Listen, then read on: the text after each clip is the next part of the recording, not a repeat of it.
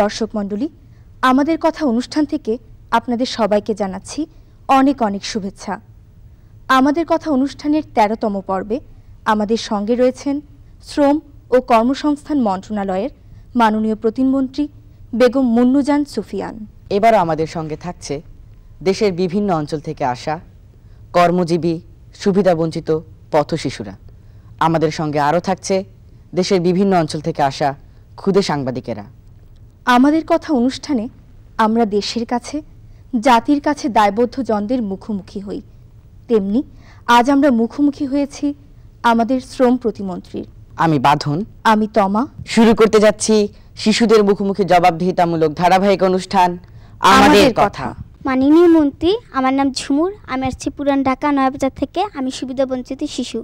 মাননীয় মন্ত্রী, মন্ত্রী হিসাবে আপনার কাজ কি? আমি শ্রম ও কর্মসংস্থান মন্ত্রণালয়ের প্রতিমন্ত্রী হিসাবে আমরা এদেশের সুবিধাবঞ্চিত শ্রমজীবী মানুষের আমরা কল্যাণ করে থাকি, আইনের মাধ্যমে তাদের প্রোটেক্ট করে থাকি। এখানে সুবিধাবঞ্চিত শিশু শ্রম আইনে শিশুদের কাজ থেকে বিরত রাখা এবং তাদের স্কুলে যাওয়ার জন্য উৎসাহিত করা শ্রম ও কর্মসংস্থান মন্ত্রণালয় থেকে আমরা ইতিপূর্বেই শিশুদের আমরা জোগাড় করে যারা কর্মে যায়, যারা অপ্রাপ্তবয়স্ক অসহায় শিশু, তাদের আমরা প্রকল্পের মধ্য দিয়ে আমরা উপ-আনুষ্ঠানিক শিক্ষা কার্যক্রম সমাপ্ত করি এবং ওই সমাপ্ত করার সময়টা তাদের উপবৃত্তি দেওয়া হয় এবং যখন সে বয়স্ক হয়, বয়স্ক হওয়ার পরে তাকে আমরা দক্ষতা অর্জনের শিক্ষা দিয়ে, বিভিন্ন ট্রেডে শিক্ষা দিয়ে তাকে জনসম্পদে তৈরি করে আমাদের কাজকে আমরা সমাপ্ত করি। মাননীয় প্রতিমন্ত্রী, আমার নাম অপু, আমি মিরপুর থেকে এসেছি। আমি লেখাপড়া করি, পাশাপাশি গ্রেজে কাজ করি। মাননীয় প্রতিমন্ত্রী, আপনি কিভাবে শ্রমিক আন্দোলনের সাথে যুক্ত হলেন? আমি শ্রমিক আন্দোলনের সাথে যুক্ত হয়েছি, আসলে আমার এটা একটা দুর্ভাগ্যের বিষয়। আমার স্বামী নিহত শহীদ অধ্যাপক আবু সুফিয়ান সাহেব, উনি 1972 সালের 28শে ডিসেম্বর আততায়ীর গুলিতে নিহত হন। তারপরে ওই অঞ্চলে অর্থাৎ খুলনা ইন্ডাস্ট্রিয়াল বেল্টের শ্রমিকরা ঐক্যবদ্ধভাবে তাদের নেতৃত্ব করার জন্য আমাকে মাঠে নামায়। আমি 1972 সালের 31শে ডিসেম্বর থেকে আজ পর্যন্ত আমি শ্রমজীবী মানুষের পাশে থেকে আন্দোলন সংগ্রাম করে আজকে এই পর্যায়ে এসে পৌঁছাইছি। আমি এস.এম. লুৎফর রহমান, আমি ঢাকা ইব্রাহিমপুর থেকে এসেছি। তো আপনি যে বললেন, আমরা আরও শুনেছি যে আপনার স্বামী নাকি একজন মুক্তিযোদ্ধা ছিলেন, তো আমাদেরকে আপনি মুক্তিযুদ্ধের দু একটি কাহিনী বলবেন? আমার স্বামী মুক্তিযোদ্ধা ছিলেন এবং তিনি ভারতে শ্রমজীবী মানুষকে মুক্তিযুদ্ধে বিভিন্ন ট্রেনিং সেন্টারে পাঠানোর জন্য, যেখানে রিক্রুটিং বেশ কয়েকটা শ্রমিকদের জন্য কয়েকটা ক্যাম্প ছিল, তার মধ্যে একটা ক্যাম্প, সেই ক্যাম্পটার নাম হলো পলতা ইয়ুথ ক্যাম্প। সেই ইয়ুথ ক্যাম্পের উনি ক্যাম্পিং চার্জ ছিলেন। ওখান থেকেই তিনি তাদের বিভিন্ন জায়গায় ট্রেনিংয়ের জন্য পাঠিয়ে, ট্রেনিং সমাপ্ত হলেই বাংলাদেশের অভ্যন্তরে পাক হানাদার বাহিনীর বিরুদ্ধে লড়াই করার জন্য পাঠিয়ে দিতেন। 25শে মার্চ দিনগত রাত্রের কথাই বলবো। আমার মেয়ে তখন 1 থেকে 1.5 বছর বয়স, আমার একটাই মেয়ে। তো আমি খুলনার দৌলতপুর থানার রেলিগেটে অবস্থান করি। সেখানে আমরা অবস্থান করতেছিলাম। সেদিন আমার স্বামী সুফিয়ান সাহেব 2 দিন আগেই তিনি ঢাকায় এসেছিলেন। বঙ্গবন্ধু 7ই মার্চ যে ঐতিহাসিক ভাষণ জাতির উদ্দেশ্যে দিয়েছিলেন, সেখানে তিনি কিন্তু একটা পর্যায়ে তিনি বলেছিলেন যে শ্রমজীবী মানুষ বা এদেশের মুক্তি যুদ্ধের জন্য এক ফান্ড কালেকশনের জন্য তিনি বলেছিলেন যে যে যেভাবেই পারে যেন সহযোগিতা করার জন্য সাহায্য দেয়। তো উনি ওখান থেকে শ্রমিকদের কাছ থেকে টাকা 5 টাকা 10 টাকা এমনি করে তুলে নিয়ে ওখান থেকে এসেছিলেন 2-3 দিন আগেই, 25শে মার্চের আগে। এবং 25 তারিখেই উনি টাকাটা হস্তান্তর করেছিলেন এবং সেই সময় তৎকালীন 25,000 টাকা ছিল। তারপর উনি যাইতে পারেন নাই, এখানে আটকা পড়ে গেছিলেন। 25 মার্চ দিনগত রাত্রে colonel Shams, Pakistani major colonel, তিনি আমাদের এই অঞ্চলের MNA, তখন MNA ছিল, এখন তো MP, MNA কে ধরে নিয়ে আমার বাসায় ওই সুফিয়ান সাহেবকে ধরার জন্য গেছিল। যাই হোক, যাওয়ার পরে ওরা জিজ্ঞেস করলো সুফিয়ান সাহেব কোথায়, এই উর্দুতে। তাই বললাম উনি তো ঢাকায়। তারপরে আমার এই মোবাইলটা, এই টেলিফোন, তখন তো মোবাইলের এত ছিল না, এই ল্যান্ড ফোন কেটে নিয়ে চলে গেল।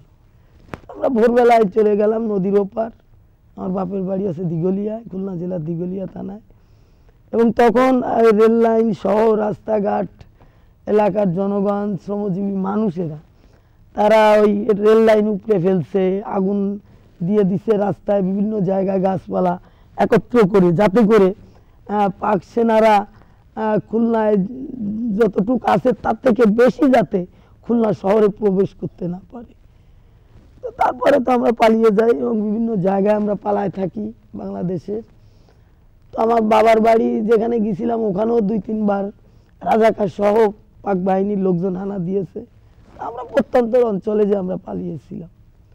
তারপরে 9 মাস সশস্ত্র যুদ্ধের পরে আমি 17 ডিসেম্বর আমি আবার ওই দৌলতপুর বাসায় আমি যাই। কারণ খুলনাটা একটু ব্যতিক্রম, খুলনা মুক্ত হয় কিন্তু 17 ডিসেম্বর। 16 ডিসেম্বর আমাদের বিজয় দিবস, 17 ডিসেম্বর খুলনা মুক্ত। মাননীয় প্রতিমন্ত্রী, আমি জাহিদুর রহমান, আমি ঢাকার মিরপুর 14 থেকে এসেছি। মাননীয় প্রতিমন্ত্রী, আমরা জানি আপনি দীর্ঘদিন ধরে শ্রমিক আন্দোলনের সাথে সম্পৃক্ত।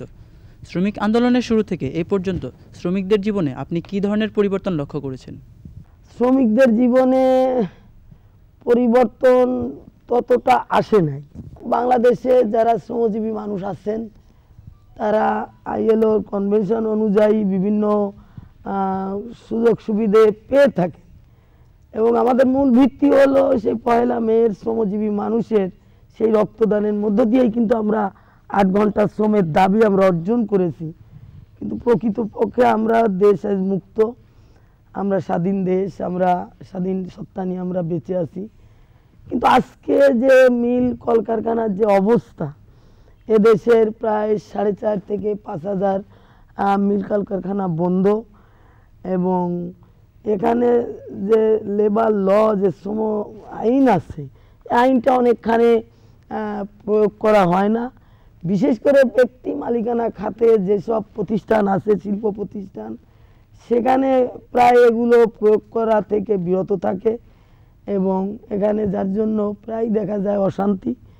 তো আমরা আমাদের শ্রম মন্ত্রণালয়ের পক্ষ থেকে আমরা চেষ্টা চালিয়ে যাচ্ছি যাতে করে শ্রম আইন অনুযায়ী এদেশের শ্রমজীবী মানুষ তাদের বিভিন্ন সুযোগ সুবিধাটা পায়। আমরা এই চেষ্টা চালিয়ে যাচ্ছি। তো মাননীয় প্রতিমন্ত্রী, 1 মে বাংলাদেশ সহ বিশ্বের নানা দেশে আন্তর্জাতিক শ্রম দিবস হিসেবে পালন করে থাকি। তো শুধুমাত্র এই আন্তর্জাতিক শ্রম দিবস পালনের মাধ্যমেই কি কৃষকদের স্বার্থের উন্নতি করা সম্ভব বা তাদের স্বার্থ রক্ষা করা সম্ভব? শ্রমিকদের সমস্যা মিটাইতে হলে শুধু 1 মে নয়, বিভিন্ন সময় যেসব সরকার আসবে, জনগণের প্রতিনিধিত্বকারী সরকার, তারা কৃষকদের জন্য সুবিধা বা কৃষি শ্রমিকদের জন্য সুবিধা আইন করতে হবে, তাদের জন্য বেতন কাঠামো করতে হবে, করে তাদের সমস্যাগুলো মিটাতে হবে।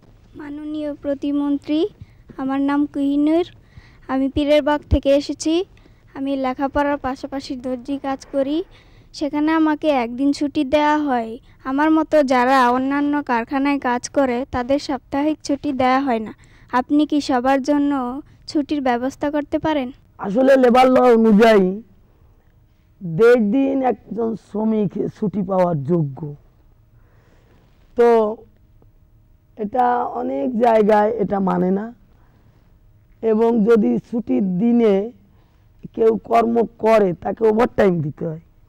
যে ধরেন আমার 100 টাকা বেতন আমি ধরে নিলাম, তা আমি যদি ছুটির দিন কাজটা করি আমাকে 200 টাকা দিতে হবে এবং এটা আমার ইচ্ছার পরে নির্ভর করে। আমি ওই 200 টাকা ইনকাম করার জন্য আমার ছুটিটা আমি উপভোগ করব কি করব না, এটা মালিকের ইচ্ছার পরে নির্ভর করে না।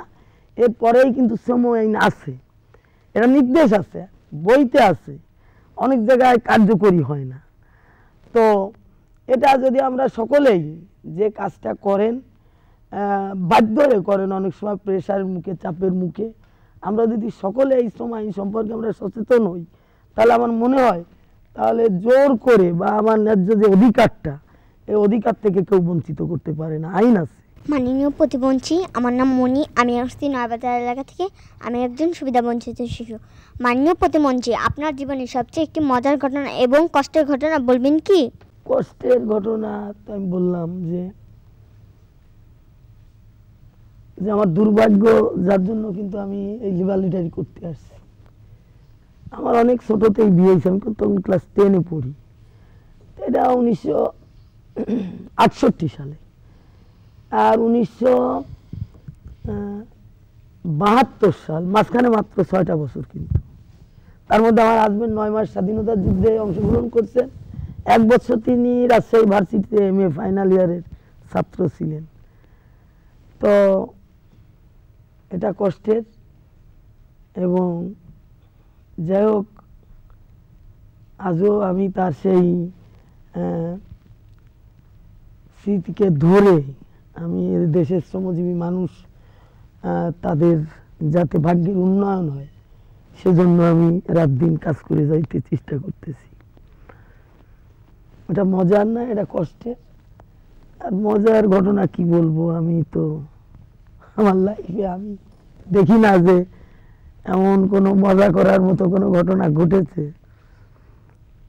মাননীয় মন্ত্রী, আপনি তো ছোটকাল থেকে গাছে আম পাড়তেন, এইভাবে অনেক খেলতেন, যে আমরা আমাদের মতো ছোট থাকতে আপনি অনেক মজা করছেন, এইরকম একটা মজার ঘটনা বলেন তো। আমি একটা মজার ঘটনা বলি। আমরা তখন অনেক ছোট, তো আমি গ্রামের দিক আছে, আমার বাবার বাড়ি খুলনা জেলার দিঘলিয়া গ্রামে। তো আমার দাদারা, বাবার চাচারা, ওই বিলি যাইতেন মাছ মারতে। ওই পানি চৈত্র বৈশাখ মাসে পানি শুকিয়ে যায় না, তখন তো মাছগুলো লাফালাফি করে বিলে। এটা হচ্ছে বিলে, বিলে যেসব ওই বড় বড় গর্তগুলো থাকে ওইগুলো পানি শুকায় যায়। একদিন মাছ মারতে চলে গেলাম ওই আমার দাদার সাথে, যে মাছ মারতে, যে আমরা মাছ টাছ মেরে টেরে নিয়ে চলে আসলাম। আসার পর বাড়ি এসে আমরা থাকলাম। পরে আমার আব্বা বাড়ি এসে যখন শুনলেন যে আমরা মাছ মারতে গেছি, তখন একটা লাঠি নিয়ে আমার আব্বা দাবড় দিচ্ছেন, একের দড়ি আমাদের উঠোন ছাড়ায় পুকুর আছে, পুকুরের ওই পাশে গিয়ে আতা গাছের মগ ডালে যেয়ে বসে থাকলাম। আমার আর কিছু বলতে পারলেন না আমার বাবা। আমার নাম মোহাম্মদ আকবর আলী, আমি এসেছি পুরান ঢাকার লালবাগ থেকে। আমি একজন সুবিধা বঞ্চিত শিশু। আমার প্রশ্ন, মাননীয় প্রতিমন্ত্রী, আপনি তো সারা জীবন শ্রমিকদের স্বার্থে কাজ করেছেন, শিশুদের উন্নয়নের বিষয়ে আপনি কি ভেবেছেন? শিশুদের উন্নয়নের বিষয় আমরা যেহেতু আজকে যে শিশু আগামী দিনের সে ভবিষ্যৎ, সে ভবিষ্যতে দেশ ও জাতির কর্ণধর।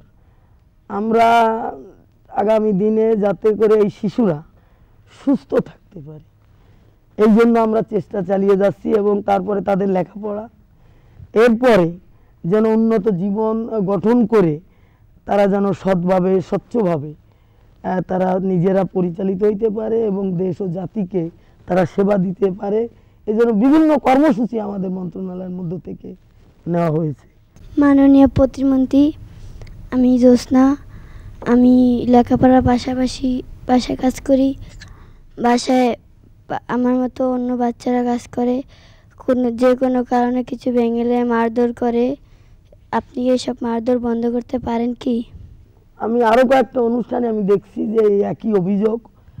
আমরা সরকারিভাবে আমরা এটা, আপনারা জানেন যে ইতিমধ্যে শিশু শ্রমিকদের উপরও নীতি হয়েছে এবং শিশু নির্যাতন আইনও হয়েছে, নারী ও শিশু নির্যাতন আইন হয়েছে।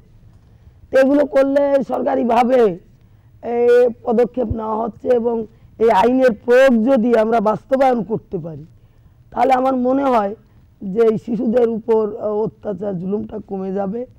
এবং আমি এখান থেকে আহ্বান জানাই যে যারা বিত্তবান মানুষ ছোট ছোট শিশুদের তাদেরই প্রয়োজনে বাড়ির কাজ করার কাজে তারা নিয়োজিত করে, তাদের যেন তাদের নিজেদের বাচ্চাদের যেভাবে আদর করে বা লেখাপড়ার কাজে উৎসাহিত করে, সেভাবে কাজের পাশাপাশি যেন যারা শিশু শ্রমিক, যারা গৃহকর্মে নিয়োজিত, তাদেরকে যেন ওই লেখাপড়া করার সুযোগও দেয় এবং কথায় কথায় যেন কোনো শিশুকে তারা মারধর না করে বা নির্যাতন না করে, এটা আমি আহ্বান জানাই। এবং আইন আছে, এটা যে কোনো মানুষ এই আইনের সাহায্য নিলে অবশ্যই যারা নির্যাতন করে তাদের বিরুদ্ধে ব্যবস্থা নেওয়া হচ্ছে এবং হবে। মাননীয় প্রতিমন্ত্রী, আমি অবনী নোয়াখালী থেকে এসেছি। পড়ালেখার পাশাপাশি আমি একজন শিশু সাংবাদিক। কিছু অসাধু ব্যক্তি রয়েছে যারা শিশুদেরকে ধরে এনে কিংবা তাদের দারিদ্র পিতামাতার কাছ থেকে তাদেরকে ভাড়া করে এনে ভিক্ষাবৃত্তির কাজে লাগাচ্ছে। এটি বন্ধ করতে আপনি কি পদক্ষেপ গ্রহণ করবেন? এটা নিয়ে আমরা আমাদের বিভিন্ন সভায়, যেমন ক্যাবিনেট সভায় যখন কথা হয়, এটা আমরা যতটুকু না বলি এর থেকে বেশি বলেন জননেত্রী শেখ হাসিনা। এবং এর জন্য শিশুদের যাতে করে বিভিন্ন ভাবে সরকারিভাবে, দরিদ্র পরিবার না হলে তো সেই শিশু তো কাজ করতে যায় না, এই দরিদ্র পরিবারকে